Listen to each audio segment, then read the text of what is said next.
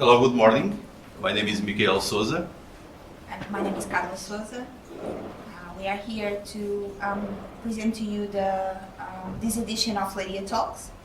I've been co-organizing this with Micael for 3 years, but he has been involved in more years than that. Thank you for coming to the event. We are doing now a welcome session, so this is a way for us to gain some time for the presentations. Carla will be presenting some of our projects, and then at 10 we start the roundtable, and then the presentations as scheduled, and you can see that there are many presentations. We'll try to keep up with the time, and let's hope that you all can enjoy our session. There will not be a lot of discussions because we'll not have the time, but I'll suggest that the people presenters will be, I think they will be available to talk with whoever wants to talk with them after the things that they presented. So let's do these discussions and these conversations after the presentations to save some time. Okay? Yeah, we have plenty of time then in the event, so you can discuss together, play together, and we will do these formal parts as fast as we can, in the good sense, in fast and rich sense. I will be very brief in my presentation, just to give you a notion that the project we, to some extent, co-organizing these talks in this specific year, which I'm part of, and Micael is also part of, is a project that is coordinated by Lusófona University, and this project is about games accessibility. So it's about how can games become more accessible and inclusive for different people depending on their characteristics and etc. So it was my institutional commitment to make you this welcome and give you some concepts of this. I have here some more detailed conceptual notions about game accessibility. I won't go further into it. I don't want to take the spotlight from the real stars of this session. But basically, we are exploring concepts of accessibility and representation in games in different perspectives, different types of accessibility, and also different types of representation. And we are having not a unique focus on analog games, on board games, but a very huge focus on them because of their economic accessibility. We are working mostly with enterprises and NGOs in the field of disability, and considering their lack of digital access, the preferences of the people from previous experiences, we decided to go with more analog than digital games, and that was the reason of our preference here.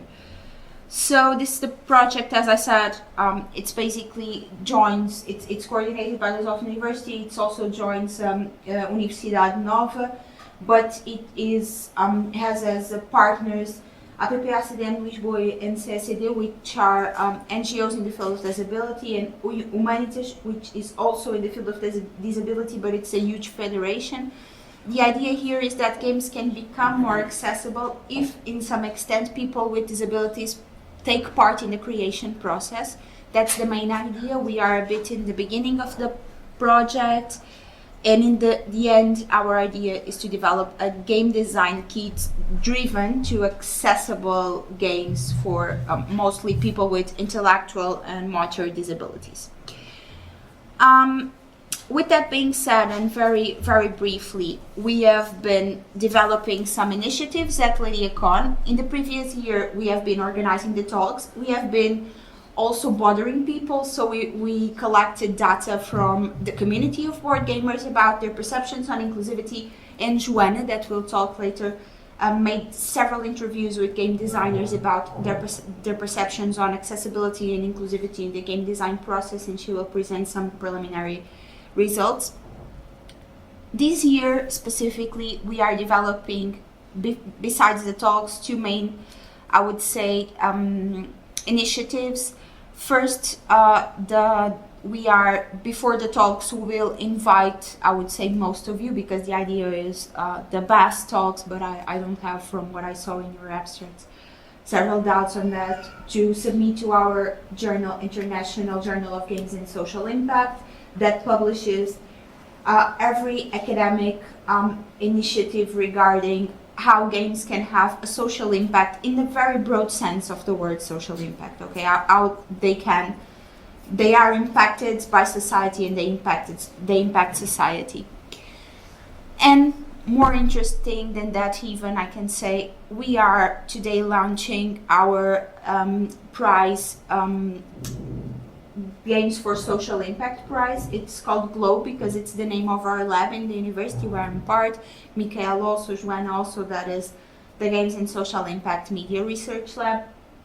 And this prize was developed in a partnership with Spiel, Portugal, and it has this idea of giving an honor to the game, to the board game specifically, that mostly promotes social impact in that specific year.